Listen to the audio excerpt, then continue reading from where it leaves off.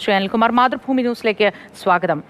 ഏറെ കോളിളക്കമുണ്ടാക്കിയ വിവാദപരമായ ഒരുപാട് ചർച്ചകൾക്ക് വഴിവെച്ച ഒന്നായിരുന്നു കിഫ്ബി മസാല ബോണ്ട്. ഇപ്പോഴത്തെ ഇഡി വീണ്ടും ഒരു നിർണായക ഘട്ടത്തിൽ കാരണം കാണിക്കൽ നോട്ടീസ് നൽകിയിരിക്കുന്നു. താങ്കൾ എങ്ങനെ പ്രതികരിക്കുന്നു?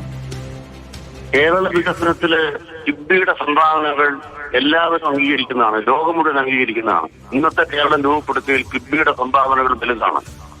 ആ കിഫ്ബിയുടെ ധനശേഖരണത്തിന് വേണ്ടി കേരള സർക്കാർ സ്വീകരിച്ചതാണ് മസാല ബോണ്ട്. അത്തരമൊരു മസാല ബോണ്ട് സ്വീകരിക്കാൻ കേരള സർക്കാരിന് അനുവാദം നൽകുന്ന റിസർവ് ബാങ്ക് ഓഫ് ഇന്ത്യയാണ്. അത് ഭരണഘടനാ സ്ഥാപനമാണ്. ഈ മസാല ബോണ്ട് പ്രകാരം നമ്മൾ ഓഹരി കമ്പോളത്തിൽ നിന്ന് പണം കൈപ്പറ്റത് അക്കൗണ്ടിലൂടെയാണ്. അത് കിഫ്ബിയുടെ അക്കൗണ്ടാണ്. ആ അക്കൗണ്ടിന്റെ മുഴുവൻ വിവരങ്ങളും അപ്പോൾ തന്നെ റിസർവ് ബാങ്കിന് കൈമാറുക നിയമപ്രകാരമുള്ളതാണ്. അതായത് ബാങ്കുകളുടെ ജോലിയാണ്. അത് കൈമാറി കഴിഞ്ഞതാണ്. അതിനുശേഷം ആ പണം കൃത്യമായിട്ട് പറഞ്ഞ സമയത്ത് തിരിച്ചടച്ചു കിഫ്ബി. പലിശ സഹിതം തിരിച്ചടച്ചു. ഇതുമായി ബന്ധപ്പെട്ട് C&AG കൃത്യമായ രേഖകൾ എല്ലാ കൊല്ലവും കിഫ്ബി നൽകാറുണ്ട്.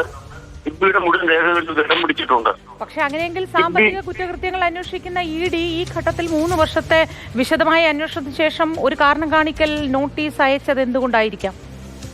അത് തെരഞ്ഞെടുപ്പാണ്. എന്താണ് വൈകിയതെന്നുള്ള സംശയം മാത്രമേ ഞങ്ങൾക്കുള്ളൂ. ചിലപ്പോൾ ഇത് അടുത്ത നിയമസഭാ ഘട്ടത്തിന് കരുതി വെച്ചിരുന്നതാവാം. പെട്ടെന്ന് ഇറക്കേണ്ടി വന്നതാണ്. അത്ര ഗതികേടിലാണ് കേരളത്തിലെ BJP. കാരണം രാജീവ് ചന്ദ്രശേഖർ അടക്കമുള്ള ആളുകള് ഭൂമി വിറ്റ് കോടികൾ തട്ടിയ കഥകളൊക്കെ നമ്മുടെ മുമ്പിൽ ഉണ്ടല്ലോ.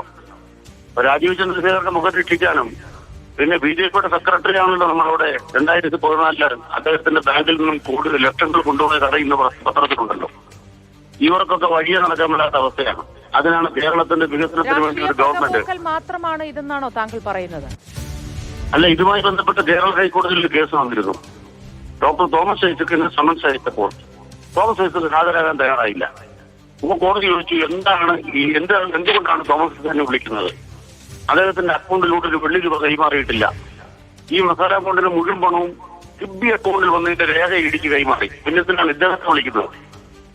അദ്ദേഹം പോകില്ല നിലപാടെടുത്തപ്പോൾ എന്തിനു വിളിക്കുന്നു ചോദിച്ചു. ആ കേസിനകത്ത് സ്വമേധയാ കേരള ഹൈക്കോടതി RBI കക്ഷി ചേർത്തു. RBI അപ്പോൾ കൃത്യമായി പറയുകയുണ്ടായി, ഞങ്ങൾ അനുവാദം കൊടുത്തു. ഇന്ത്യ രാജ്യത്തെ ഭരണഘടനാ സ്ഥാപനമായ RBI കേരള സർക്കാരിന്റെ കിഫ്ബിക്ക് അനുവാദം കൊടുത്തു. അതുപ്രകാരം അവർ ട്രാൻസാക്ഷൻ നടത്തുകയാണ്. അപ്പൊ അതുകൊണ്ട് കോടതി പറഞ്ഞു, ഡോക്ടർ തോമസ് ഐസക്ക് പോകേണ്ടതില്ല. ആ സമൻസ് പ്രകാരം ED സമൻസ് വെച്ചിട്ട് പോകാത്ത ഏക നേതാവിന്റെ പേരാണ് ഡോക്ടർ തോമസ് ഐസക്ക്. ഇപ്പൊ പിണറായി വിജയൻ മുഖ്യമന്ത്രിക്കെതിരായിട്ടും അതേ കടന്നാക്രമണം കടന്നു വന്നിരിക്കുന്നു. മോദിയോട് പറയുന്നത് നമുക്ക് കാണാം, ഈ യുദ്ധം തുടങ്ങാം. ഒരു വിട്ടുവീഴ്ചയില്ല. കേരളത്തിനെതിരായ നരേന്ദ്രമോദിയുടെയും BJPയുടെയും യുദ്ധമാണിത്. ഈ യുദ്ധത്തിൽ കേരളം വിജയിക്കും. അതാണ് ഞങ്ങളുടെ അഭിമാനം, ഞങ്ങളുടെ അഭിപ്രായം.